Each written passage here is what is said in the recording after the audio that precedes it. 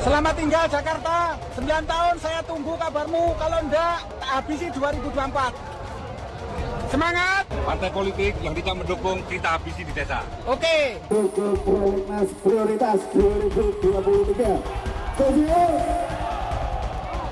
Saya tadi sudah sampaikan bahwa untuk masuk prolegnas itu harus lewat badan legislasi. Jadi makanya pada kesempatan ini saya mengagendakan kawan-kawan sekalian ketemu dengan badan legislasi. Sampai pagi. Tidak akan bisa masuk prolegnas kalau tidak masuk badan legislasi.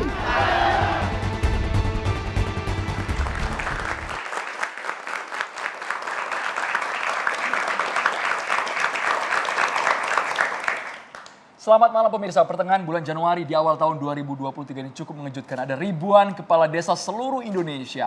Mereka menggelar aksi unjuk rasa di depan gedung DPR MPR. Yang mereka minta adalah soal masa jabatan. Dari 6 tahun menuju ke 9 tahun. Sontak hal tersebut cepat direspons oleh pemerintah. Iya, dan bahkan yang mengejutkan lagi mereka kemudian meminta tuntutan di mana masa jabatan diperpanjang 9 tahun dengan 3 periode. Total 27 tahun, Andro. Bahkan muncul juga adanya ancaman jika kemudian nanti di 2024 akan kemudian siap menghabisi suara partai politik yang tak sejalan. Sebenarnya apa maksud dibalik ribuan kepala desa ini? Kita akan bahas nanti bersama dengan sejumlah narasumber kami ya. Betul Maria. Tapi kita sapa dulu teman-teman mahasiswa yang sudah hadir di studio Catatan Demokrasi dari Universitas Bakri. Mana suaranya? Jangan mau kalah juga. Tidak hanya Universitas Bakri saja yang hadir, tapi juga Universitas Paramadina. Terima kasih sudah hadir. Kalau begitu langsung saja kami akan perkenalkan satu persatu narasumber kami. Yang pertama sudah hadir ada Bang Fahri Hamzah, Waketum Partai Gelora. Selamat malam Bang. Boleh pakai mic ya Bang? Kita sambil cek mikrofon boleh Bang? Selamat malam, Assalamualaikum. Waalaikumsalam warahmatullahi wabarakatuh. Baik, dan juga sudah hadir Bang Ferry Amsari, pakar tata negara. Selamat malam Bang. Malam, assalamualaikum. Kami juga menghadirkan langsung ini Menteri Desa Daerah Tertinggal dan Transmigrasi Bapak Abdul Halim Iskandar. Selamat malam, Selamat malam Pak Menteri. Terima kasih sudah berkenan hadir. Kemudian ada Ketua DPP PDI Perjuangan, Mas Arya Bima. Assalamualaikum, selamat malam Mas Arya Bima. Dan juga ada pengamat politik Bang Boni Hargens. Selamat malam Bang Boni Hargens. Kita mau dengar suara yang memang jarang datang ke Catatan Demokrasi ini. Bang Fahri Hamzah, kita ingin tahu nih suaranya seperti apa. Karena yang Abdesi suarakan pada tanggal 17 Januari, mereka menyatakan perpanjangan masa jabatan ini ada kok manfaatnya. Mereka merasa kalau terlalu pendek akan syarat, akan konflik. Bang Fahri Hamzah, menurut Anda seperti apa? Bukan menterinya dulu. Bang Fahri dulu. Kita ingin dengar, sudah lama soal itu tidak ada suara-suaranya di Catatan Demokrasi. Iya, terima kasih Pak Menteri dan teman-teman. Saya kira tidak boleh juga kita simplifikasi permintaan dari teman-teman kepala desa itu hanya soal perpanjangan.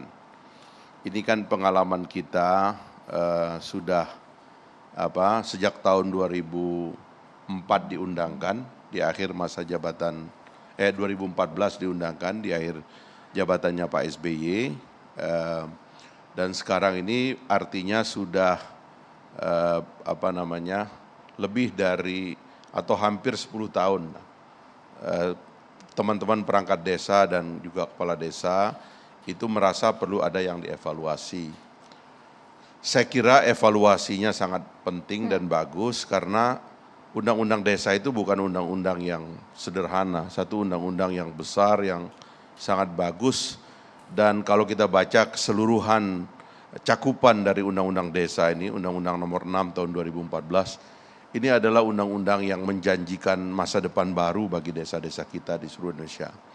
Dan kemudian ini dilengkapi dengan lahirnya institusi Kementerian Desa yang secara khusus memikirkan dan mengembangkan mereka.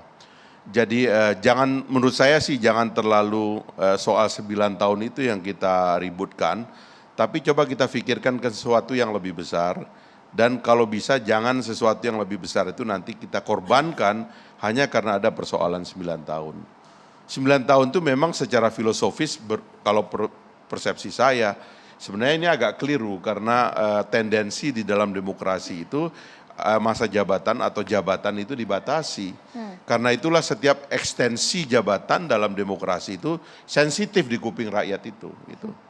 Karena apalagi sekarang seharusnya yang kita pikirkan desa itu adalah bagaimana memantapkan konsolidasi desa mulai dari perencanaannya, organisasi-organisasi yang terbentuk di dalamnya. Kita luar biasa loh mengatur di undang-undang ini, sampai etika kepala desa dan sebagainya kita atur.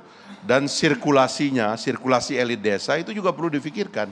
Sebab kita menginginkan sebenarnya desa itu kan adalah miniatur dari modernisasi pedesaan yang menjadi kota nantinya. Dalam pengertian bahwa semua infrastrukturnya ada, pelayanan publiknya bagus, sekolahnya bagus, pendidikannya bagus, kegiatan perekonomian rakyatnya tumbuh sehingga pendapatan per kapita rakyatnya desa juga bertumbuh secara cepat ya. Bahkan mungkin desa-desa itu bisa lebih maju pertumbuhan ekonominya karena ada konsep desa pariwisata dan sebagainya, itu lebih daripada yang lain-lain begitu.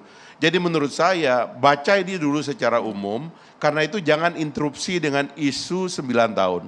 Menurut saya agak merugikan kalau kita ini akhirnya tidak memikirkan desa secara serius hanya gara-gara kita diinterupsi oleh isu 9 tahun yang tidak menguntungkan menurut saya. Kemarin juga saya kira salah juga kalau teman-teman kepala desa itu otaknya itu fokus di 9 tahun. Padahal yang kita pikirkan kan modernisasi desa. Kalau saya memikirkan gaji kepala desa mesti dinaikkan. Saya tahu teman-teman saya banyak jadi kepala desa. Orang saya lahir di desa, orang desa kok. Gajinya nggak cukup, nggak gagah mereka setelah terpilih dari kepala desa itu. Ya kan, nggak bisa nge-entertain tamu. Yang namanya elected official tuh harus ada uang entertainmentnya. Banyak tamunya, beda kita dengan PNS itu adalah orang terpilih itu banyak tamunya. Karena itu uang biaya tamu ini harus diperbanyak. Menurut saya gaji kepala desa dinaikkan. Anggaran desa dinaikkan. Tapi ya kan? sepakat tidak dengan Bahkan saya punya challenge nih ya, kalau mau nih Pak Menteri, kalau saya challenge-nya adalah kita harus memaksa APBN kita persentasenya kepada desa. Jangan hanya dana desa itu hanya mengundang belas kasihan dari APBN atau APBD, dari politisi. Menurut saya paksa persentase tertentu dari APBN, APBD untuk desa. Okay. Kalau mau real, jangan main-main, naikin uang desa. Uang desa sekarang cuma 70 triliun dari 3.000 triliun APBN kita sekarang, terlalu kecil. Naikkan 2 kali lipat, 3 kali lipat, naikkan persentasenya, ikat APBN, APBD dengan dinaikannya dana desa. Berani enggak? Jangan cuma mau ngasih entertain kepada kepala desa, tapi uang desa enggak ditingkatkan, nanti berbahaya sekali bagi kemajuan tapi desa. poin utama tuntutan para abdesi ini adalah mereka meminta revisi undang-undang tentang desa agar masanya diperpanjang. Revisi bagus, tapi jangan bilang minta jabatan 9 tahun. Itu belakangan, jangan itu yang diutamakan. Sebab itu justru yang paling bahaya dan paling salah. Yang kita minta itu dana desa ditingkatkan, ambil persentase dari APBN, APBD. Itu didahulukan dong supaya warga desanya yang makmur, jangan kepala desa makmur, rakyat sengsara. Bahayanya apa tadi? Ya itu tadi, kalau masa jabatan diperpanjang, apalagi ini dengan mohon maaf ini ya, bukan curiga ya, kemudian nggak ada lagi pemilihan kepala desa. Kepala desa diperpanjang, artinya mereka ada kelebihan 3 tahun. Kelebihan dari yang harusnya mereka berkompetisi ulang, tidak berkompetisi ulang. Nanti ini dipakai main-main, dipakai untuk transaksi dengan para politisi yang sekarang ini sedang terjun ke desa minta suara. Gelora tidak begitu Bang? Gelora tidak begitu? Ya nggak boleh begitu dong. Kan malah kita mau ngatur di undang-undang yang kita revisi itu, transaksi kepala desa dengan rakyat pemilihnya tuh dibikin semakin intelektual. Debat kepala desa harus semakin hebat. Kenapa kami ingin meniatkan gaji kepala desa agar semakin tinggi supaya sumber dayanya anak-anak mahasiswa ini yang jago-jago ini pulang ke desa jadi kepala desa. Dia menyumbangkan pikirannya kepada kemajuan desa karena kompensasinya worth it gitu loh. Jadi jangan malah elit desa, kepemimpinan desa dibikin mandek. Menurut saya itu berbahaya bagi masa depan. Justru kalau menurut Bang Fahri artinya ada tanda tanya besar kalau kemudian terpaksa gue semangat karena gue disuruh duluan. Siap, kalau gitu kami ingin minta respon juga dari Bapak Menteri mengenai hal ini. Betul tidak sih kemudian jika masa jabatannya diperpanjang, dugaan dari Bang Fahri tadi justru ada main-main nanti di belakangnya? Terima kasih. Pertama secara umum saya sebenarnya sepakat dengan Bang Fahri. Jadi kita bicara revisi Undang-Undang Nomor 6 Tahun 2014 tentang desa. Itu awalnya. Jadi awal diskursus bergulir kan di situ. Banyak masalah yang memang harus dibenahi. pola hubungan antara kepala desa dengan perangkat desa.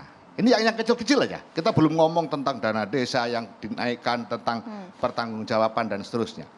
Pola hubungan antara perangkat desa dengan kepala desa. Keberadaan perangkat desa yang statusnya tidak jelas. Ini juga menjadi bagian penting dari revisi Undang-Undang Nomor 6 Tahun 2014 tentang desa. Padahal di sisi lain, desa ini sudah menunjukkan prestasi yang luar biasa. Sejak digulirkannya dana desa sampai dengan hari ini, itu sudah ada 648 triliun dana bergulir. Dimulai dengan kecurigaan-kecurigaan yang sangat luar biasa kepada desa pada saat itu. Seakan-akan desa itu nggak mampu lah, dikasih duit banyak dan seterusnya dan seterusnya. Nah, dari situlah kemudian terjadi konsolidasi yang bagus dan terbukti. Hari ini dana desa betul-betul memberikan dukungan support yang bagus bagi pembangunan dan pemberdayaan masyarakat desa.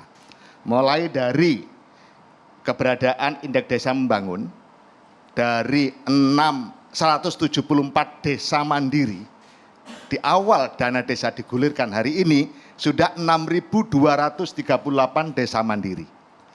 Itu karena kepiawaian dan kemampuan kepala desa beserta perangkatnya tentu saja dengan segala kondisi yang dihadapi. Itu berhasil menaikkan Indeks Desa Membangun. Kemudian desa maju dari 3.608 sampai 20.200 menjadi 20.249 desa maju. Artinya ini sudah di luar ekspektasi. Target RPJMN sebenarnya 2024 itu 5.000, tapi hari ini sudah 6.000. Ini menunjukkan bahwa kerja-kerja pemerintahan desa dengan kondisi yang begitu banyak dinamika itu ternyata berhasil dengan baik, dan infrastruktur desa juga luar biasa hari ini setelah digulirkan dana desa oleh Pak Jokowi. Nah, dari situlah kemudian banyak dinamika yang ditemukan. Misalnya tadi pola hubungan antara kepala desa dengan perangkat desa, ini perlu ditata. Kemudian kebijakan terkait dengan pemanfaatan dana desa. Ada dua pemahaman. Yang satu ingin dana desa diberikan kewenangan penuh kepada desa untuk improvisasi. Tapi harus diingat bahwa dana desa itu adalah dana APBN yang dikucurkan. Sehingga harus menopang strategi pembangunan nasional. Itulah makanya ada poin-poin yang memang menjadi mandatori. Misalnya pada saat COVID, dana desa untuk BLT. Pada saat sekarang, 20% dana desa untuk ketahanan pangan. Karena semua tahu permasalahan hari ini yang paling krusial adalah ketahanan pangan. Tetapi di balik itu sebenarnya 3% untuk operasional pemerintah desa mulai tahun 2023. Ini juga kebijakan Pak Presiden yang sangat ditunggu-tunggu oleh kepala desa. Pak Menteri, sebelum masuk ke poin teknis itu, kami sempat mencatat apa yang dikatakan oleh Ketua Abdesi Surtawijaya yang menyatakan 6 tahun sebenarnya kurang. Karena dalam 1-2 tahun awal itu kami lebih sering konflik dengan perangkat desa. Sesama perangkat desa, sesama kompetitor untuk maju ke sebuah desa menjadi seorang pemimpin di desa tersebut. Apakah dari kementerian merespons, menyetujui? Nah, jadi ini gini, ceritanya begini. Jadi dari diskusi-diskusi lebar ya, melebar itu mulai dari permasalahan pola hubungan kepala desa dengan perangkat, kemudian kesejahteraan kepala desa yang minta dana operasional dan alhamdulillah sudah diloloskan oleh Pak Presiden 2023 ini, kemudian pertanggungjawaban penggunaan dana desa yang diharapkan lebih simpel, termasuk 3% ini misalnya. Kami dari Kementerian Desa sudah mohon bantuan dan pendampingan dari BPKP agar 3% pemanfaatan dana operasional pemerintah desa ini jangan dibuat ad cost pertanggungjawabannya, tapi buatlah lamsam. Kenapa? Karena ini operasional pemerintah desa, seperti yang disampaikan oleh Bang Fahri tadi. Jadi semua berjalan secara bertahap. Nah, kemudian bergulirlah, sudah biasa kan, kemudian bergulir dengan prestasi yang diraih, dengan kondisi yang memang tadi betul. Pilkades ya, ketegangan dampak pilkades dibanding dengan ketegangan dampak pilbub, pilgub, apalagi pilpres itu jauh. Kenapa? Karena hari ini selesai pilkades, kepala desa tetap di wilayah itu. Tiap hari masih ketemu dengan semua warga masyarakat desa. Beda dengan bupati. Bupati setelah pilkada mungkin bisa hilang 1 bulan atau 1 minggu, nunggu pelantikan dan seterusnya bagi yang menang, bagi yang kalah mungkin yang ngumpet. Iya. Nah, tapi di desa tidak bisa seperti itu. Nah, Kemudian, nah di sini poinnya. Dari situlah kemudian terjadi curhat-curhatan lah, keluhan antara tim sukses. Jadi dimulai dari situ. Tim sukses kepala desa yang menang merasa ada kendala untuk mengkonsolidasi dalam waktu singkat agar proses pembangunan bisa berjalan baik. Oke, baik. Pembenahan mulai dari perangkat desa. Semua kepala desa punya tim, ya, punya tim sukses dan mereka nuntut untuk jadi ini, jadi itu dan lain-lain. Itu sudah biasa. Nah, itu juga jadi masalah tersendiri. Nah, akhirnya dari pihak pemenang. Dari pihak yang kalah juga begitu. Rasanya kok ada sesuatu yang nggak enak toh pola hubungan di antara kita. Padahal asas rekognisi, asas pembangunan desa itu kan banyak. Rekognisi, kekeluargaan, kebersamaan, gotong royong. Ini semua adalah nilai-nilai luhur desa yang harus betul-betul dipertahankan. Jangan sampai kemudian hanya gara-gara kontestasi yang kemungkinan bisa dikonsolidasikan lebih baik, itu kemudian menurunkan berbagai nilai-nilai luhur itu. Nah, disinilah kemudian muncul diskusi-diskusi.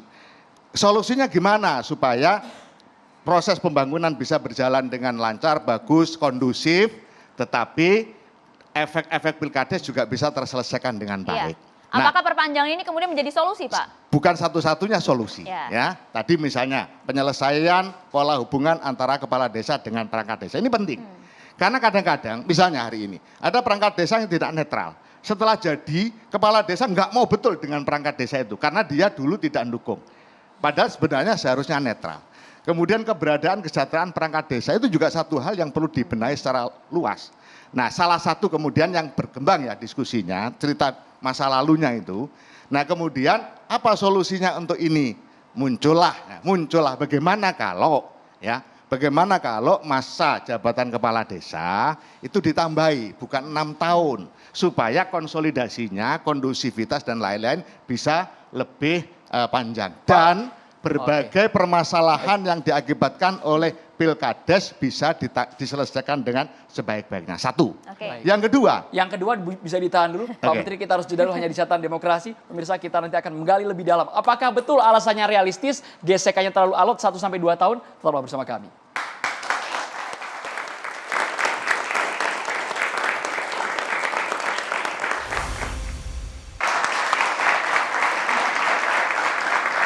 Ya, kita lanjutkan. Apakah kemudian tuntutan ribuan kepala desa tersebut dari 6 tahun meminta menjadi 9 tahun ini cukup realistis kalau kita melihat dinamika pemerintahan di desa begitu, Pak Menteri? Silakan dilanjutkan tadi poin kedua.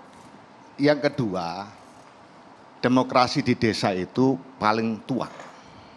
Belum ada pilihan bupati langsung, belum ada pilgub langsung, sudah ada pilkades langsung. Ini yang kedua. Yang ketiga, transparansi perencanaan, penganggaran dan pelaksanaan pembangunan itu sekarang paling transparan di desa. Bagaimana tidak transparan? Pertama, dalam merumuskan rencana kerja pembangunan, RKP desa, melibatkan namanya yang disebut dengan MUSDES, Musyawarah Desa. Bukan hanya BPD pesertanya. Ya BPD, ya warga miskin, kelompok marginal, kelompok difabel, perempuan, kemudian perwakilan dusun. Itu membahas perencanaan pembangunan desa. Kemudian dituangkan di dalam APBDes. APBDes jadi dipapang di balai desa, di tempat-tempat strategis. Ini loh APBDes desa kita tahun ini. Dana desa sekian, ADD sekian, untuk ini sekian, jelas sekali. Sementara di kabupaten hanya DPRD dan tidak pernah dibuka.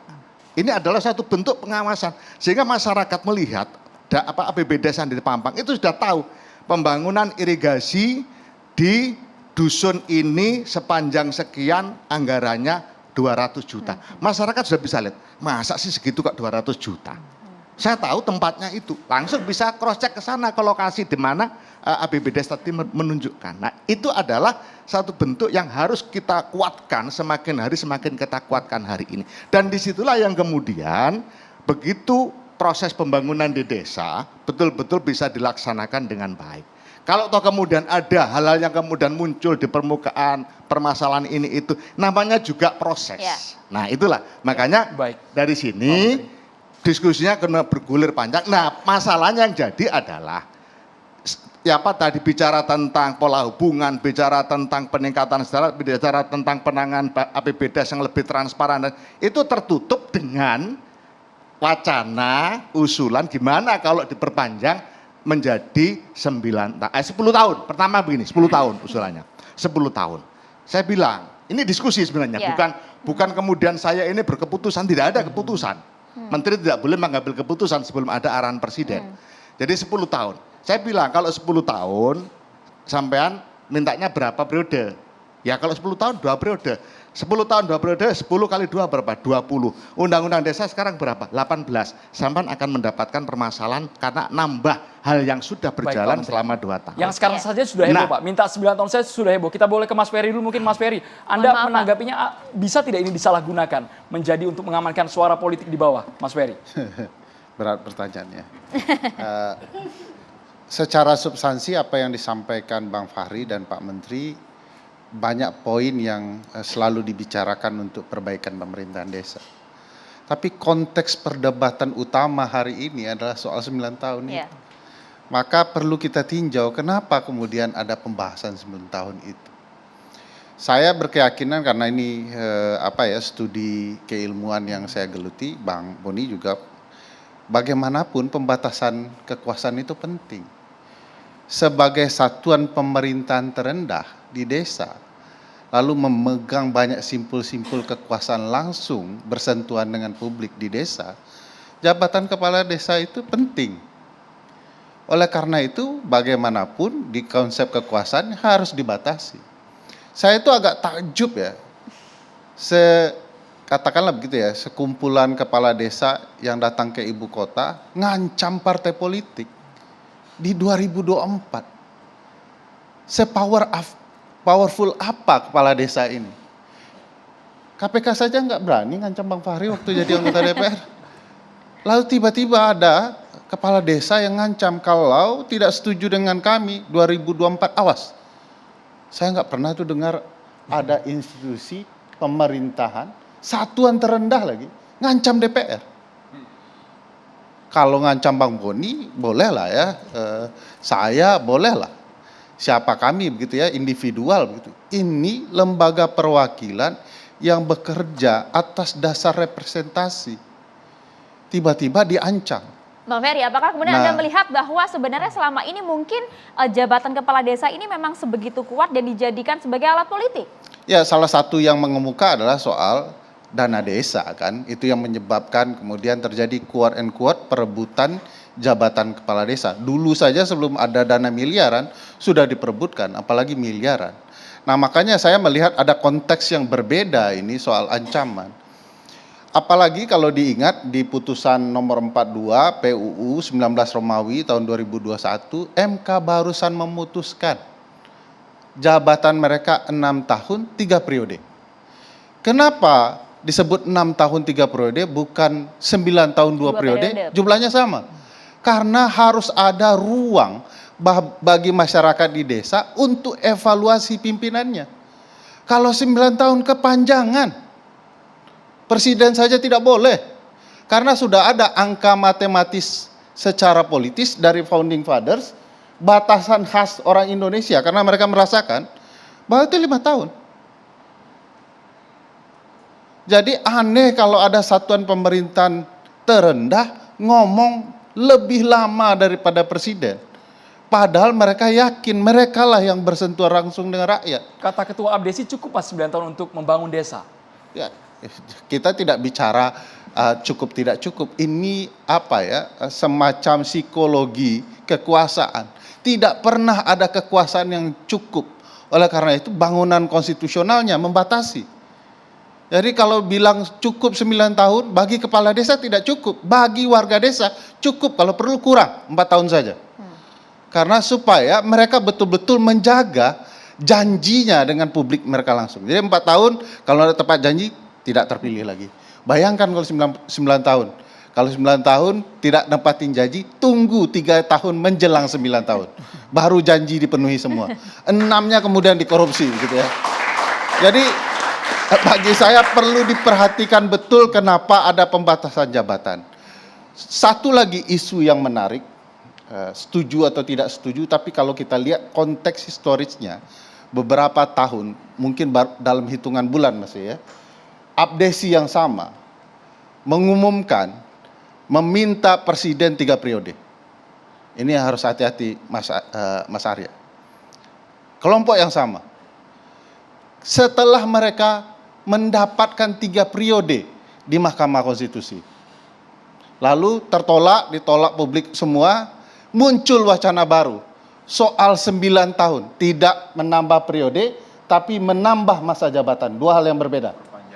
Perpanjangan masa jabatan. 9 tahun. Saya agak takut tiba-tiba isu 3 periode turun, isu perpanjangan muncul. Abdesi yang sama sebentar lagi akan menyuarakan kalau kami bisa 9 tahun, apa salahnya presiden 9 tahun? Waduh. Nah, Oke. abdesi yang sama. Nah, jangan-jangan ada transaksi, kalau kalian menolong kami 9 tahun, kami tolong di 2024, kalau perlu tidak jadi 2024, jadinya 9 tahun. Nah, ini problematika yang ya siap. Ya, sampai di sini dulu nih, karena kita perlu juga minta tanggapan juga dari Mas Arya Bima. Betulkah demikian? Ini baru Mas Ferry yang tadi yang sampaikan. Jangan-jangan di luar sana juga banyak yang beranggapan sama. Terlalu didramatisasi sama Mas Ferry ya kan. Padahal ngomongnya santai loh tadi Mas Arya. Iya. Presiden, DPR, konstitusi ya kan. Itu adalah konstitusi, amanah konstitusi. Perubahan konstitusi tidak sederhana memperpanjang masa jabatan kepala desa. Jadi common sense-nya tadi kalau orang Jawa bilang diotak-atikkan supaya gaduk. Kebetulan namanya juga orang pendemo ya kan. Setiap kali demo adalah berusaha mengegulkan keinginannya dengan berbagai argumentasi, dan delala saja, kebetulan saja Mas Ferry yang seorang intelektual menangkap itu sebagai suatu hubungan yang korelatif. Karena yang menyuarakan sama begitu. Ya, kita harus berpandang pada kajian akademis, kajian konstitusi, dan realitas kita di dalam berdemokrasi dalam konteks Indonesia ini.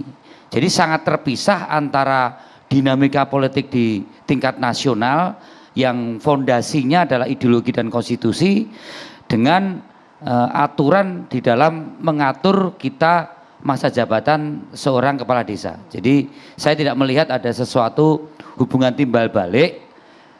Seluruh kepala desa kemarin kan hanya 15 juta. Seluruh datang ke Jakarta juga tidak akan semudah itu kemudian bisa langsung mengamandemen konstitusi Undang-Undang 45 untuk seorang presiden dengan jabatan 3 periode. Itu nggak nyambung.com. Tapi kalau mau disambung-sambungkan, dinalar-nalarkan, terus kemudian diglorifikasi seolah-olah ada saling keterkaitan, ya monggo-monggo saja. Tapi saya melihat itu sesuatu yang tidak terkait. Kami setuju bukan tanpa alasan ya. Indonesia yang maju karena desa yang kuat. Kita tidak ingin desa itu mundur yang berakibat pada Indonesia yang hancur atau sebaliknya.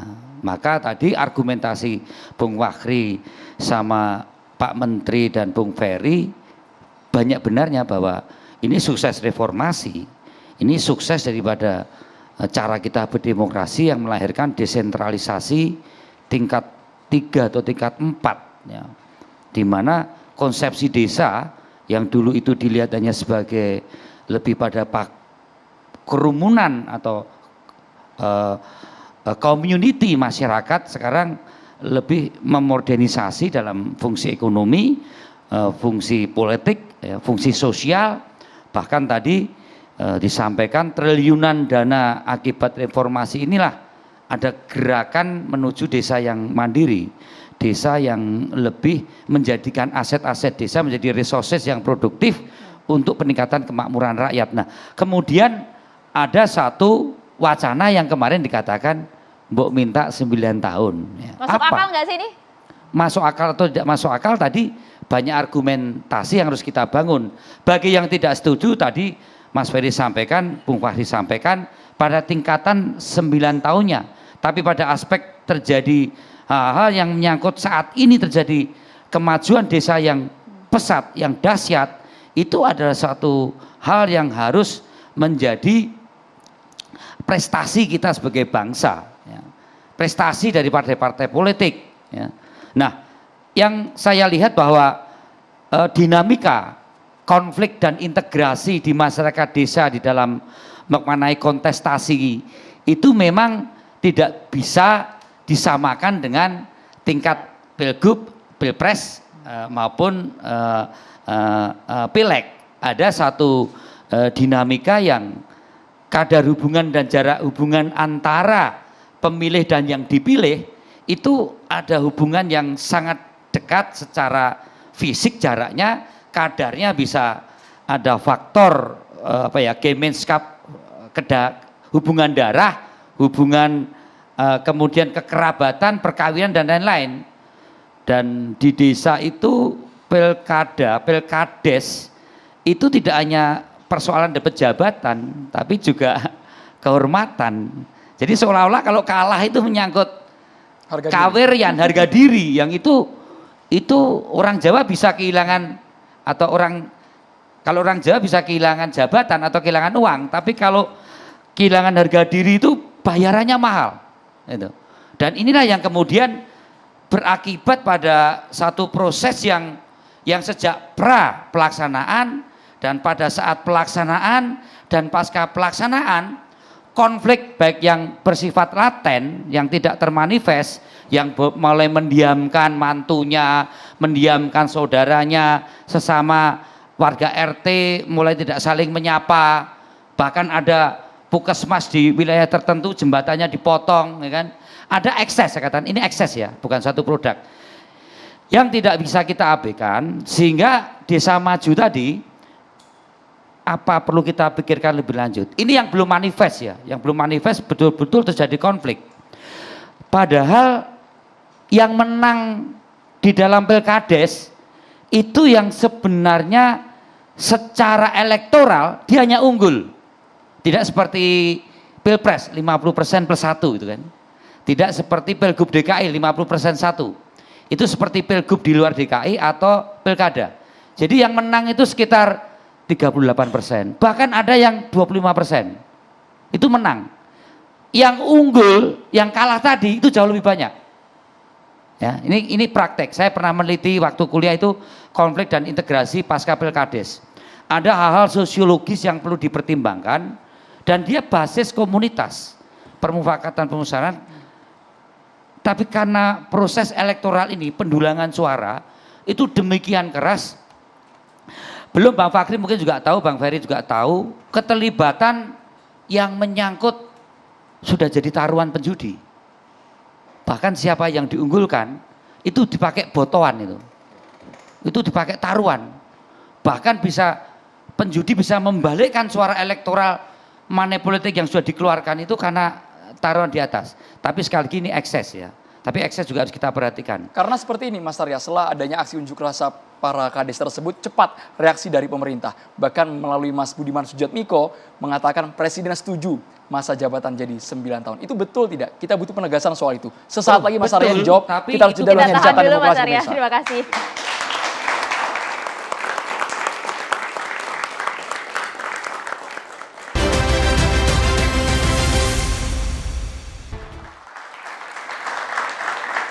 Mas Arya langsung lanjutkan kenapa Presiden merespons dan setuju akan perpanjangan masa jabatan untuk kepala desa ini, Mas Arya? Ya, isu ini memang sudah cukup lama disampaikan oleh kepala desa.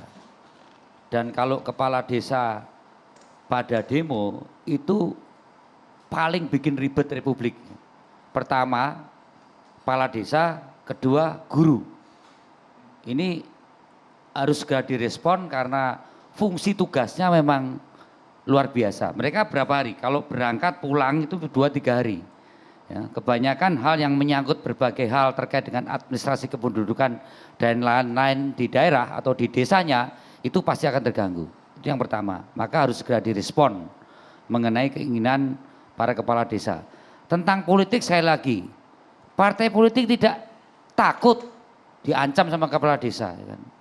Sekali lagi kita tahu persis bagaimana mendulang elektoral. Ya. Karena ngancam, walaupun kita ingin tetap kepala desa itu netral lah kan. Kalau netral kita bisa bernavigasi kok. Saya banyak tidak didukung kepala desa secara elektoral. Tetap kepilih? Saya tetap kepilih kok. Tapi saya katakan, secara sosiologis posisinya mereka menang dalam posisi unggul di antara kandidat yang 5 atau 6 gitu loh. Ya, mau ngancam gimana kan gitu. Karena ngancam, walaupun kita tidak ingin diancam, dan bagaimana partai politik juga bersinergi dan berkolaborasi karena banyak hal terkait dengan agregasi, artikulasi itu muncul dari kepala desa, dari perangkat desa untuk kita dengar ya. Maksud saya nggak usah ngancam-ngancam lah ya kan, nggak usah ngancam-ngancam, semua bisa diselesaikan untuk dibicarakan. Jadi kalau toh kita mendukung 9 tahun, bukan takut ancaman. Bukan karena takut ya? Bukan takut ya, siapa takut itu. 9 tahun ini rasionalisasi butuhnya desa maju, bagaimana konstruksi politik akibat Pilkades ini perlu ada jeda yang lebih panjang. Tadi katakan oleh Mas Menteri bahwa setelah selesai Pilkades butuh 1-2 tahun untuk membangun kondisi equilibrium, membangun kondisi konsensus di antara perangkat desa. Belum dengan lawan-lawannya yang secara sosiologis juga perlu. Baru selesai 2 tahun kerja sudah persiapan lagi Pilkades berikutnya. Pada saat persiapan Pilkades, konstruksi lawan lama akan muncul lagi. Botoh-botoh mulai kalkulasi lagi. Para penumpang-penumpang, investor-investor yang butuh proyek menggunakan dana Pilkades juga sudah pada main. Nah, jadi saya kira rasionalisasi 9 tahun itu tidak sederhana dari para ungkapan para kepala desa. Memang harus kita kaji supaya lebih netral, lebih adil, lepas dari argumentasi Bang Fahri, Pak Ferry, Pak Menteri dan saya, silakan kaji secara akademis. Bawa dari perdebatan politis ke perdebatan akademis.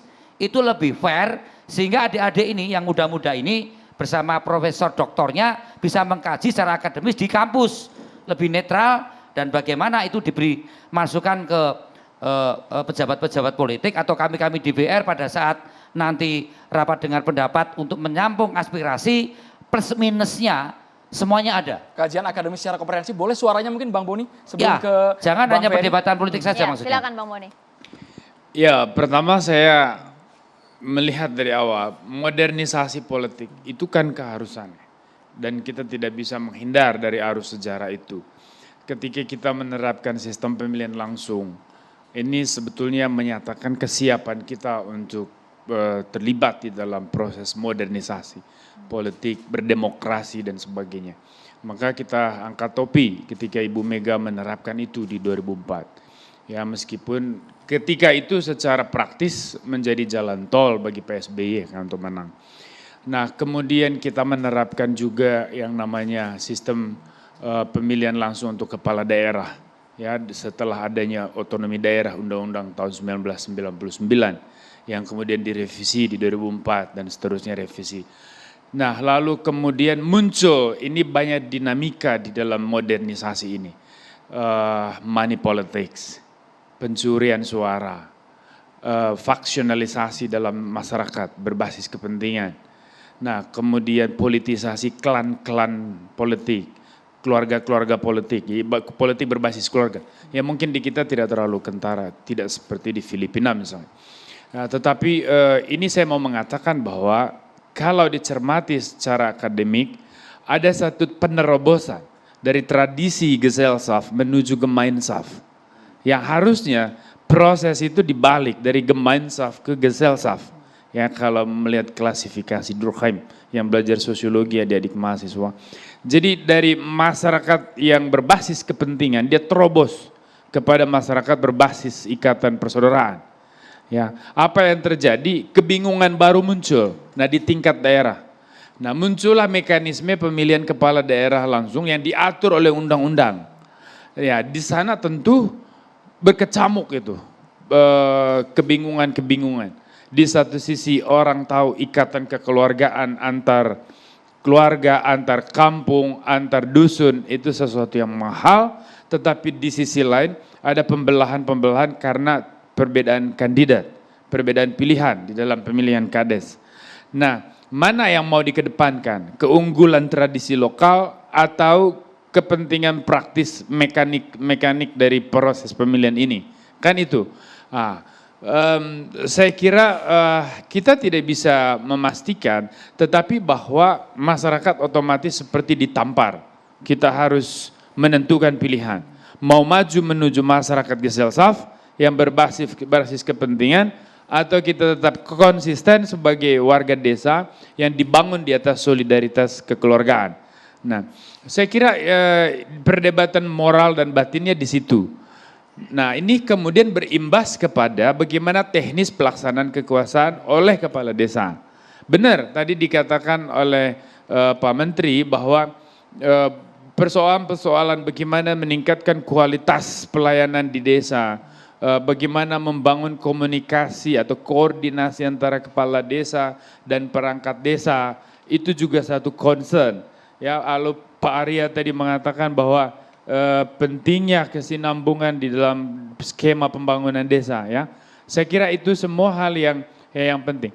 Tetapi kita juga harus memahami bahwa pelaksanaan kekuasaan di desa itu berbeda dalam konteks yang skop politik yang luas. Yurisdiksinya luas seperti kabupaten, kota, atau provinsi atau negara. Perbedaannya yaitu tadi, karena desa skopnya kecil, orang saling mengenal, jadi perbedaan pilihan itu bisa melahirkan kebencian yang sifatnya personal. Dan kalau sudah personal, maka tidak akan mudah membangun konsensus. Nah, kalau konsensus tidak ada, bagaimana kebijakan bisa diterima dan dijalankan? Lalu kemudian kita bicara soal pengelolaan anggaran desa. Nah, kalau tidak ada konsensus, bagaimana kepala desa mau menjalankan? Kalau dia mau menggunakan dana, takut dicurigai korupsi oleh lawan dan kemudian jadi masalah.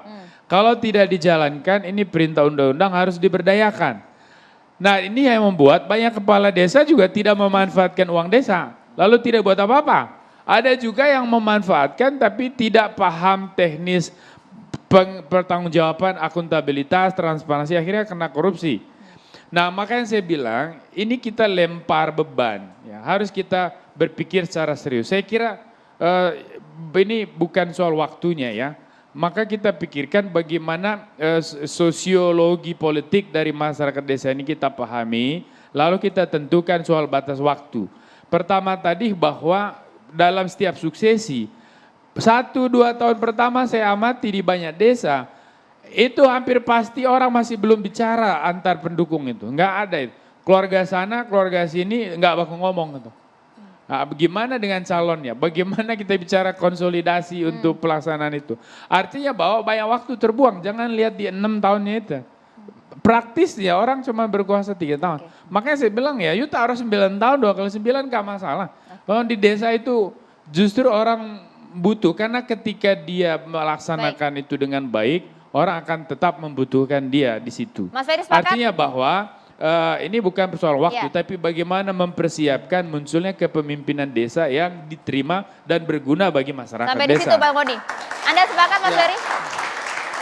Tadi Mas Arya bilang korelasi ini tidak ada nyambung.com-nya.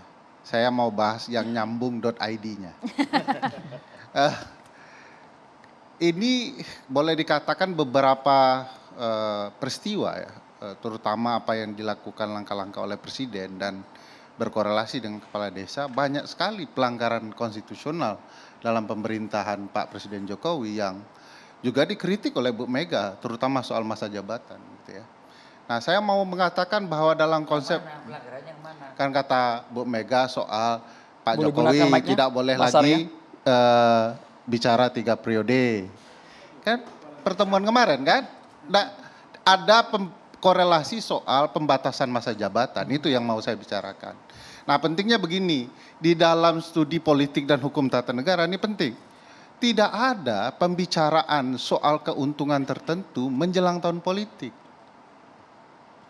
Contoh, Pak Ferry yang saya katakan seolah-olah kalau toh pemerintah setuju atau DPR setuju, ada satu hubungan bahwa persetujuan itu terkait dengan hal-hal yang menyangkut perpanjangan atau 3 masa periode tadi. Ya, oke. Itu nyambung.id-nya ya. Ya, oke, poin. Saya mau mengatakan begini, dalam teorinya tidak boleh bicara perpanjangan, naik gaji, pemberhentian, pengangkatan orang baru menjelang tahun politik. Contoh di undang-undang pemerintah. Ada aturannya enggak Ya. itu? Contoh ini saya Ada mau sebut. aturannya enggak melarang Ada. itu? Tunggu dulu. Masa Ini jabatan contoh. presiden 5 tahun. Iya, nanti saya jelaskan. Contoh di pemerintahan daerah, kepala daerah itu dilarang memberhentikan atau mengangkat orang tertentu dalam kurun waktu tertentu yang berkaitan dengan proses pemilihan. Begitu juga soal naik gaji. Ada contoh nih, Senat Amerika punya kewenangan naik gaji, naikin gaji diri sendiri. Oleh Mahkamah Agung Amerika dilarang, ketok palu. Boleh naik gaji, tapi berlaku untuk periode berikutnya. Kenapa? Dijauhkan dari konflik kepentingan, konflik of interest. Yang di ya. Boleh pakai mic-nya, Mas Bukan Arya? 2 tahun, Boleh pakai Ini mic-nya? masih Pak Arya, Februari besok. 2024. enggak, presiden itu selesai baru 2024 Oktober. Iya betul, tapi pemilihan umum Februari. Dan Jokowi juga enggak ikut lagi. Iya, tetapi bisa saja partai tertentu yang diancam atau mendukung gagasan ini, Mas Budiman misalnya. Walaupun PDIP mungkin tidak ya. Maksud saya gini Pak, kalau 2 tahun presiden masa jabatannya masih 2 tahun, terus Makanya, dilarang menggunakan keputusan. Saya sebagai jelaskan pejabat. Mas Arya, dalam konsep kebijakan, bahkan asumsi akan terjadinya konflik of interest dilarang, dilakukan. Oleh karena itu makanya ditunda. Kalau memang ini baik, ada kajian ilmiah kan? Kajian ilmiah itu kalau memang 9 tahun itu terbaik, mestinya diterapkan setelah pemilu berlangsung. Jangan 2 tahun, karena Pak Ferry. akan ada asumsi bahwa Presiden masih punya waktu 2 perpanjangan tahun. masa jabatan ini adalah hadiah dari partai tertentu atau presiden untuk kepala desa untuk mensupport mereka dalam pemilu 2024. Makanya keluar Ancaman itu pernyataan ancaman itu karena mereka tahu posisi mereka sangat menentukan pada pemilu 2024. Oleh karena itu, bukan spekulasi, itu pernyataan mereka, bukan saya.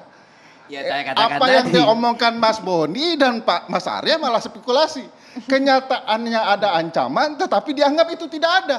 Ya, ancaman kan kita kalkulasi. Ini saya bilang ada teorinya. Kalau tidak puas dengan teori ini, silakan buat teori baru. Iya.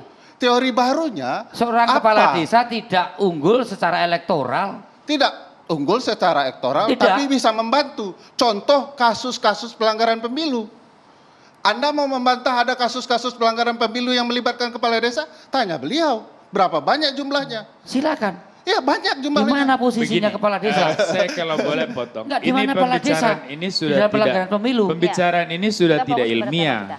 Ya. Karena kan Mas Ferry. Ferry memulai dengan kecurigaan. Saya Jadi bi- kalau kita saya mendebat bilang, Mas kecurigaan, Boni, ada teori, kalau ada kita peristiwa. sebentar, dia Anda ada tetap apa? aja basis berpikirnya kan prasangka. Bukan. Kalau Saya kita menceritakan mau ada Kekhawatiran peristiwa, saja, Bang Boni. Kalau ada mau kasus mendiskusikan, Anda Bentar apa dulu. kasus Anda? Apa teori Bentar, Anda? bentar dulu. Jangan-jangan Sebentar. nanti Anda Saya akan malah kesana, saya akan berprasangka, bilang orang berprasangka, tapi basis Jadi- teori tidak ada, fakta empiris tidak punya. Kita kan diundang ke TV ini membahas 9 tahun masa jabatan kepala desa. Kok bisa larinya itu sampai ke Pak Jokowi lah? Emang Pak Jokowi kepala desa? Makanya saya Lalu makanya saya kemudian ceritakan larinya ada ke kasusnya, partai. Artinya gini, abdesi gini. berkumpul, Gini, dikumpulkan gini. orang istana, Gini, Pak Ferry. bicara, dengarkan dulu. Bukan. Anda menuduh bukan. saya tidak ada kasusnya, ada korelasi. Bukan. Saya jelaskan, ada korelasinya. Ya mungkin. Abdesi mungkin. berkumpul mendukung presiden tertentu, sekarang bicara soal 9 Bukan, periode. kalau saya diundang ke sini untuk mendiskusikan prasangka Bapak, kan saya mungkin tidak akan hadir. Ini kekhawatiran masyarakat luas jadi Sama. kita bahas di sini. Saya Terus, kalau Nah, kalau sekarang cuma begini Kang Ferry. asumsi Kang tidak Ferry. jelas, saya juga tidak Sekarang akan hadir. begini, Bergantian begini. Bapak-Bapak. Silakan, Bang Boni, Bang boleh Boni. singkat Saya saja, Bang bertanya Boni. ke Mas Ferry dulu lah, biar saya masuk dulu di ruang berpikir Anda. Karena kan saya terus terang agak bingung. Apakah ada indikasi atau adakah presiden di mana kesimpulan bersifat prejudis itu kemudian muncul?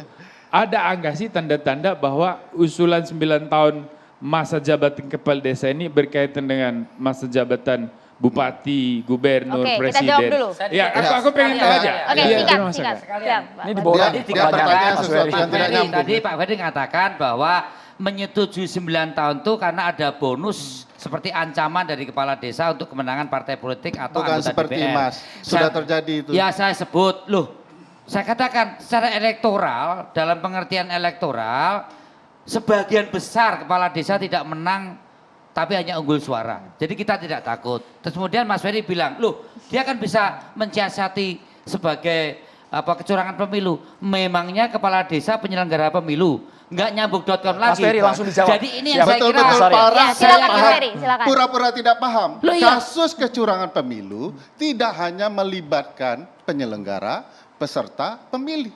Juga perangkat-perangkat tertentu. Makanya di Undang-Undang Pemilu ada. Baca pasal 29, 30 Undang-Undang Desa menyebutkan keterlibatan kepala desa dalam kecurangan pemilu. Kecurangan saya tidak percaya, tapi kalau figur tokoh itu mendukung ya. Bagaimana sudah Maksud disebut loh, dalam Pak. undang-undangnya dikatakan Bang Fahri tidak ingin percaya. komentar seperti yang Bapak-Bapak. Kita harus Faktual. jeda di catatan demokrasi. Kita Tetaplah bersama tahan kami, dulu, pemirsa. terima kasih. Saya katakan secara faktual.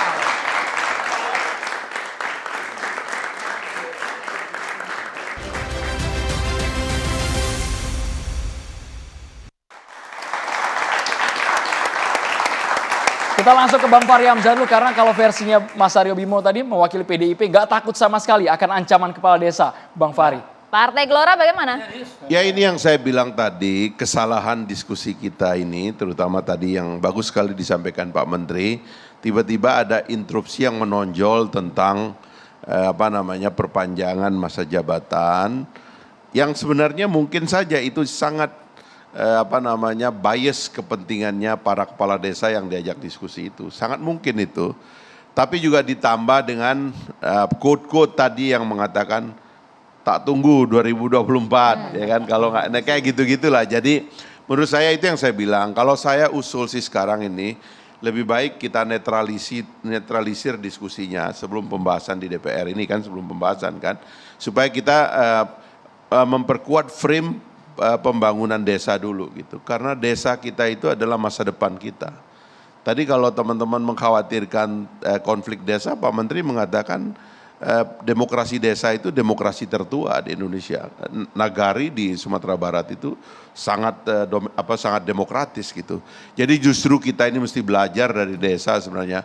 Soal ketegangan misalnya, toh sekarang kan ada aturan kepala desa nggak boleh menjadi anggota partai politik misalnya, sebenarnya cukup itu mengurangi supaya konflik daripada masyarakat desa itu merupakan turunan daripada konflik pusat. Nah saya kira itu cukup lah, dan saya percaya bahwa sebenarnya sehebat kita mengupayakan agar demokrasi desa itu makin matang, sehebat itulah saya lihat demokrasi di tingkat lainnya itu akan makin matang gitu loh. Karena desa itu, kepala desa menurut saya itu adalah karir politik pertama yang harusnya kita tradisikan gitu loh. Karena kita tahu kan banyak kepala desa atau mantan kepala desa kan akhirnya jadi pejabat pusat. Ada mantan lurah, mantan kepala desa yang pernah jadi menteri. Bahkan mungkin sekarang sebagian dari anggota DPR pusat itu pernah menjadi kepala desa. Jadi karirnya itu mesti ditata gitu loh. Jadi terbiasa berkampanye di desa, nanti habis itu misalnya habis masa jabatan di desa, lalu menjadi anggota legislatif kabupaten kota misalnya, dari kabupaten kota dia naik provinsi, dia naik ke pusat. Sebenarnya ini proses belajar yang harus didorong gitu loh. Cuman jangan ragukan bahwa proses belajar di desa itu lebih kuat. Saya tidak percaya bahwa harus ditambah, bahkan saya mengusulkan kan di anggaran karena dana desa sekarang memakai anggaran APBN dan sebagian APBD, maka harusnya masa jabatan kepala desa disamakan dengan presiden, disamakan dengan gubernur, wali kota dan bupati. Sehingga ini sejalan dan senafas dengan anggaran negara kita, anggaran kabupaten kota dan juga provinsi gitu. Menurut saya itu proses belajarnya lebih pasti. Sehingga karir kepala desa, oke lah nanti kita nih ya sebagai partai politik lihat desa-desa. Oh ini di desa ini ada jagoan di situ. Kita naikkan dia, masukkan ke partai politik, nanti dia menjadi caleg di tingkat kabupaten kota. Atau bahkan mungkin ada yang bisa langsung lompat provinsi. Kalau dia betul-betul mengakar dan sangat legendaris, hasil kerjanya di desa memang hebat, bila perlu dia begitu. Dan nanti kalau udah jadi bupati misalnya, bisa jadi presiden. Pak Jokowi bekas wali kota, sekarang jadi presiden. Bisa, itu adalah karir politik, pematangan demokrasi kita gitu. Bang Fahri, saya kira itu cara ngelihatnya. artinya kalau dari segi masa jabatan 9 tahun, Tidak sepakat. Tidak sepakat. Tidak takut juga Pak Teguh dengan ancaman-ancaman itu? Malah sepakatnya itu karena saya mengusulkan dana desa ditingkatkan, persentase dana desa untuk pembiayaan aparatur desa dan operasional desa ditingkatkan, masa jabatan diturunkan menurut saya. Itu masa depan kita. Bang Boni, tanggapannya Bang? Ya saya kira ini tidak lebih ke angkanya. Saya tadi lebih melihat bagaimana perubahan karakter masyarakat desa setelah masuknya ini tradisi politik modern ini. Ya, yang kita lihat itu kan hanya pergantian orang siapa menjadi kepala desa, tetapi sebetulnya ada pergeseran nilai. Ada juga pengikisan nilai, ada penguatan nilai. Jadi ada yang positif, ada negatifnya. Pengikisan nilai ya misalnya bagaimana ikatan kekeluargaan itu kemudian dinomorsekiankan karena munculnya praktek money politik atau ikatan kepentingan dalam politik. Nah itu yang terjadi kan. Nah bagi saya sih untuk tradisi kita ini kurang bagus, kurang sehat. Lalu dalam banyak pengalaman yang kita lihat di banyak daerah di Indonesia, kepala desa yang menang ini juga tidak bisa menjalankan masa jabatannya dengan baik karena itu tadi banyak orang yang tidak memilihnya masih tidak menerima. Nah, dalam konteks inilah kualitas pelaksanaan jabatan itu menjadi kurang efektif, kurang ideal ya sehingga tidak berdampak pada pembangunan masyarakat desa. Makanya di situ perdebatan soal angka kemudian menjadi penting. Ya, di situ orang berpikir udahlah 9 tahun. Kalau tadi 6 tahun kali 3, nah sekarang 9 tahun. Mungkin 1-2 tahun awal itu upaya untuk konsolidasi atau islah, rekonsiliasi lah dengan kelompok-kelompok yang lain. Baru selanjutnya adalah pembangunan. Sehingga nanti betul-betul kehendak pusat supaya dengan adanya perangkat desa, kepala desa sebagai perpanjangan tangan pemerintah di akar rumput, ini betul-betul memicu akselerasi pembangunan di segala hal. Saya kira itu sih. Bang Boni, tapi jadi artinya apakah kemudian penguatan desa ini harus dengan solusi perpanjangan masa jabatan kadesnya? Ya itu nanti perdebatannya terlalu politis sih kalau bicara. Saya kira tergantung konteksnya. Artinya kalau kepala desanya memang orang yang diterima dan benar-benar cocok untuk memimpin, 9 tahun juga kurang. Ya, tetapi kalau ada kepala desanya yang gak beres tentu orang tidak akan menghendaki dia lagi. Nah maka menurut saya bagaimana kita menciptakan satu sistem dan juga tradisi yang melahirkan kepala desa yang betul-betul mencerminkan aspirasi rakyat. Sehingga 9 tahun itu menjadi masa yang pas. Dan diterima oleh masyarakat gitu loh. Kalau argumentasinya dalam proses pemilihan masih ada pihak pendukung lain yang tidak senang dengan kepala desa, di mana-mana konsep pemilihan ya begitu. Pasti akan ada pemilih yang tetap konsisten memilih calon lain. Kalau itu jadi alasan perpanjangan, nanti bupati bisa begitu juga. Wali kota, gubernur, presiden. Faktor kedekatan antara kades dan juga rakyatnya? Kalau bicara misalnya kepala desa ingin 9 tahun agar dia bisa mengkonsolidasikan masyarakat desanya yang tidak mendukungnya dengan yang mendukungnya, nanti Pak Menteri bisa minta tambah karena ngurus kepala desa lebih rumit daripada orang di desa karena banyak kepentingan dan keinginannya.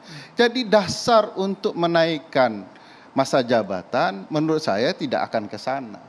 Angka-angka itu pilihan politis dari orang-orang yang kemudian memikirkan nasib bangsa ini. Pilihan politis Bapak Ibu bangsa kita adalah 5 tahun. Tiba-tiba muncul 9 tahun, dari mana angka-angkanya? Ternyata tadi kata Pak Menteri sederhana saja, kalau 10 tahun, 20 tahun, banyak sekali itu. Padahal putusan MK yang baru diputus, bicara konsep konstitusional mengatakan hanya 6 tahun 3 periode. Jadi kenapa putusan MK yang baru ini hendak diubah lagi? Bukankah itu pelanggaran terhadap pilihan konstitusional? Jadi secara teori sudah saya sampaikan, secara empirik sudah saya sampaikan, secara yuridis konstitusional sudah disampaikan. Apa alasan membantah pilihan-pilihan ini? Saya hanya menyampaikan pilihan-pilihan itu, bukan berasumsi dan berpendapat seperti yang lainnya. Oke, Mas Arya. Iya, secara empirik debatable karena yang terkait rasionalisasi kenapa PDI Perjuangan menyetujui 9 tahun tadi lebih pada masalah sosiologi politik yang sudah saya uraikan, juga efektivitas pemerintahan di tingkat desa. Alasan yuridis dari Pak Ferry tadi saya pertanyakan karena hanya mengkaitkan. Saya cuma sudah mengatakan putusan MK nomor 42 PUU 19 Romawi tahun 2021. Apa alasan yuridis Mas Arya?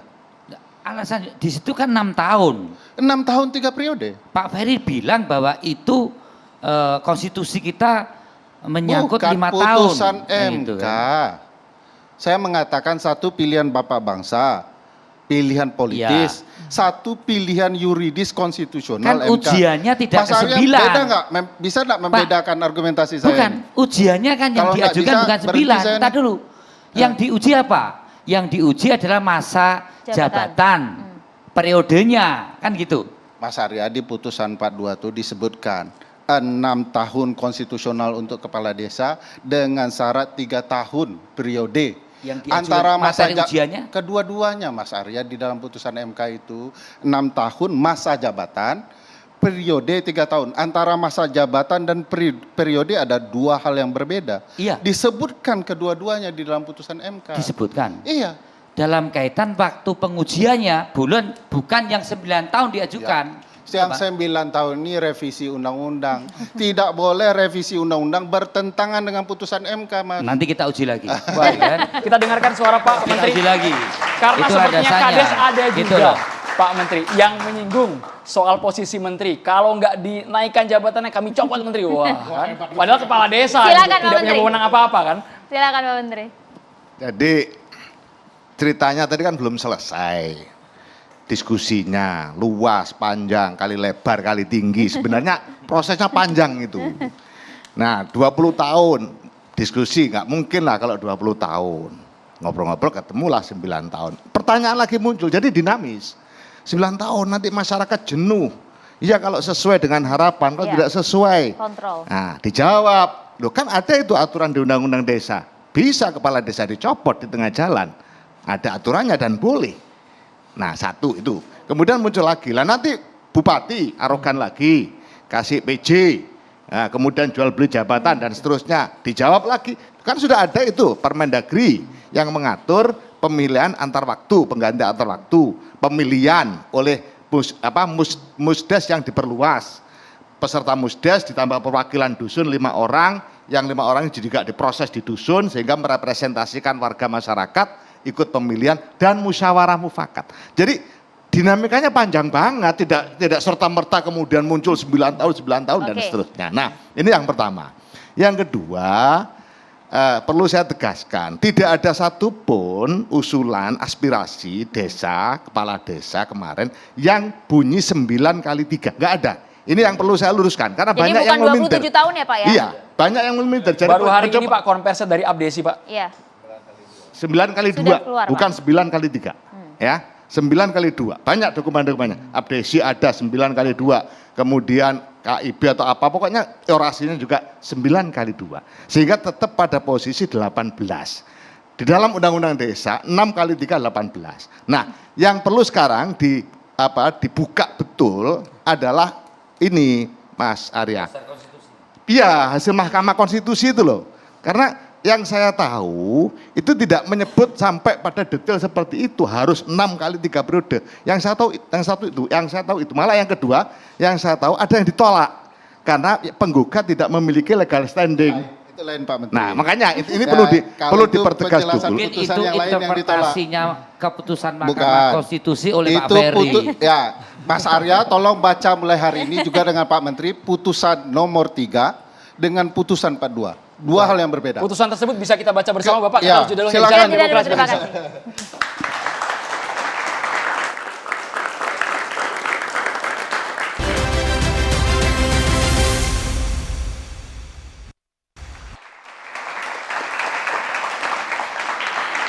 Baiklah, kalau begitu bolehlah kita dengar Bang Fahri, silahkan singkat. Baik, terima kasih. Saya kira akan menjadi legacy yang baik bagi Pak Jokowi adalah memang menseriusi pembahasan Undang-Undang Desa revisi yang saya kira tadi Pak Menteri sangat bagus menjelaskan prinsip-prinsipnya dan tinggal diteruskan. Toh tercatat dalam sejarah, saya tidak menyangka bahwa Pak Jokowi itu akan mendorong atau membantu kebijakan yang sudah dibuat oleh Pak SBY. Ternyata beliau meningkatkan dana desa luar biasa. Jadi ini itikat baik ini harus dijaga. Nah, masa depan desa itu adalah institusionalisasi. Kalau kita baca undang-undang desa itu kan ingin melengkapi desa dengan segala perangkat demokratik, termasuk memperkuat BPD, ya, Badan Pemuarcan Desa. Menurut saya itu yang penting, karena itu demokrasi desa itu nanti berasal dari situ. Mereka harus digaji lebih cukup, kesejahteraannya lebih diperhatikan dan sebagainya. Nah, yang lain saya kira masa depan kita adalah memang di desa dan harus ada keseriusan kita bahwa efek dari undang-undang desa itu adalah kesejahteraan desa. Karena itu saya mengusulkan agar dana desa ditingkatkan, biaya pengelolaan desa ditingkatkan, sehingga kemudian pengelolaan desa itu akan lebih profesional dan lebih demokratis. Mas Ferry singkat. Sederhananya, permasalahan desa bukan permasalahan soal 9 tahun masa jabatan kepala desa. Banyak masalah desa yang utama yang mestinya dibahas. Tentu saya setuju dengan konsep peningkatan kesejahteraan kepala desa dan perangkat desa agar berimbas bagi kesejahteraan yang lebih penting, yaitu masyarakat desa di masa depan. Baik, Pak Menteri. Ada satu kebijakan yang sekarang sudah kita ambil terkait dengan arah pembangunan di desa, merujuk pada Perpres 59 2017, percepatan pencapaian tujuan pembangunan berkelanjutan. Ada satu idiom di situ, no one left behind. Artinya seluruh warga desa harus merasakan kehadiran dana desa. Nah, 9 tahun ini sebenarnya salah satunya adalah upaya untuk totalitas agar semua permasalahan yang proses dalam bangunan desa tanpa kemiskinan, desa tanpa kelaparan, desa peduli pendidikan, desa bersih dan nyaman, itu bisa tertata dengan baik, dan disitulah prinsip dari semua yang kita lakukan untuk kesejahteraan warga masyarakat desa. Mas Arya, penguatan desa hanya dengan memperpanjang masa jabatan kadesnya? Ya, dukungan 9 tahun masa jabatan kepala desa, rasionalisasinya tadi sudah saya sampaikan, bahwa dinamika konflik dan integrasi pasca pada saat pilkada itu menjadi sesuatu yang kurang efektif terhadap jalannya pemerintahan desa yang hanya 6 tahun, perlu ada perpanjangan 9 tahun, tapi tentu dengan catatan seperti yang Pak Fakri sampaikan, bagaimana 9 tahun akan berdampak pada abuse of power, penggunaan kekuasaan atau penyalahgunaan kekuasaan, ini penting dicermati, jangan sampai 9 tahun justru menjadikan kolusi nepotisme dan abuse of power itu menjadi pelajaran yang harus dicatat dengan dukungan 9 tahun. Terima kasih. Bang Boni. Ya, saya kira kita harus perhatikan juga persenyawaan antara spirit otonomi daerah dengan mekanisme pelaksanaan pemilihan kepala desa. Karena otonomi daerah itu dulu konsepnya adalah bagaimana membangun dengan perspektif lokal. Local wisdom ini yang dijunjung tinggi. Dan bagi saya desa itu adalah unit atau ujung akar yang terdepan dari sebuah negara. Maka kita harus jamin peradaban lokal itu ada di situ. Maka mekanisme pelaksanaan pemerintahan desa tidak boleh mencederai prinsip pemeliharaan local wisdom. Maka masa jabatan ini bagi saya tidak penting soal angka. Maka 9 tahun bagi saya sesuatu yang wajar. Terima kasih banyak Bang Boni. Kita langsung mendengarkan tausiah dari Ustadz Amir Faisal Fat. Assalamualaikum Ustadz. Assalamualaikum. Waalaikumsalam warahmatullahi wabarakatuh. Bang Kasih, Bang Andro, Bang Maria, insyaAllah pemirsa semua, para narasumber dan semua yang Allah berkahi. Pemirsa, jabatan itu amanah. Walladzina hum li amanatihim wa ahdihim ra'un. Amanah ini ada satu akar kata dengan iman. Jadi setiap kita menjabat, kita harus berangkat dari iman kita, bahwa kita akan dimintai pertanggungjawaban oleh Allah Subhanahu wa taala. Pidato politik yang pertama kali Abu Bakar sampaikan ketika menjabat sebagai pemimpin setelah Rasulullah wafat, ada inti yang sangat penting. Yang pertama, Abu Bakar mengatakan bahwa lastu bi khairikum. Aku adalah orang yang terpilih, bukan berarti aku paling baik. Artinya ini tawadhu Abu Bakar bahwa dia terbaik tapi dia tawadhu. Ini pemimpin harus tawadhu. Yang kedua, Abu Bakar mengatakan ati'uni ma ata'tullah wa rasulah. Taati aku selama aku mentaati Allah dan Rasulnya. Bahwa jangan sampai undang-undang bumi yang kita buat melanggar undang-undang langit yang Allah tentukan. Jangan sampai melawan Allah Subhanahu wa taala. Yang ketiga, Abu Bakar mengatakan, al-qawiyyu fikum dhaifun indi wa dhaifu fikum qawiyyun indi. Yang kuat di antara kalian, yang kaya di antara kalian, maka aku akan mengambil hak untuk orang-orang yang lemah. Dan yang lemah di antara kalian, maka aku akan membantu mereka. Bahwa jabatan itu punya tugas untuk menjamin kesejahteraan. Saudaraku rahimakumullah, para pemirsa dimanapun Anda berada, bahwa tanggung jawab amanah inilah yang selalu menghantui seorang pejabat, apapun jabatannya, seorang pemimpin, apapun kepemimpinannya, bahwa dia akan dihisab oleh Allah Subhanahu wa taala. Hari itu setelah salat maghrib, Umar bin Khattab radhiyallahu an, setelah menggantikan Abu Bakar Siddiq, dan setelah dia mencapai puncak kesejahteraan umatnya ketika itu, tidak ada satupun yang butuh zakat di seluruh negeri yang Umar pimpin.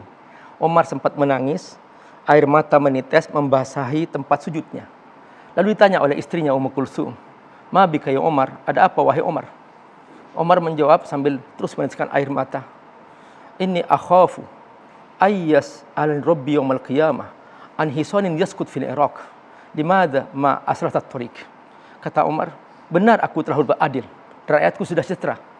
Tapi aku takut nanti dihisab oleh Allah tentang seekor kuda yang tergelincir di Irak karena sebuah lubang belum aku perbaiki." Wahai para pejabat, wahai para pemimpin, ingat bahwa di akhir perjalanan kita semua akan dihisab oleh Allah di hari kiamat. Dan inilah yang paling menakutkan di saat kita dihisab oleh Allah SWT. Semoga Allah memberkati kita semua. Wassalamualaikum warahmatullahi wabarakatuh. Waalaikumsalam warahmatullahi wabarakatuh. Terima kasih banyak Ustadz Amir Faisal Fat, Bapak Menteri Desa Pembangunan Daerah Tertinggal dan Transmigrasi, Bapak Abdul Halim Iskandar, terima kasih. Bang Fahri Hamzah sebagai Waketum Partai Gelora dan juga pakar hukum tata negara Mas Ferry Amsari sudah datang di Catatan Demokrasi. Terima kasih juga Bang Arya Bima, Ketua DPP PDI Perjuangan, dan juga Bang Boni Hargens, pengamat politik. Kita juga ucapkan terima kasih kepada seluruh mahasiswa dari Universitas Basri dan juga Universitas Paramadina.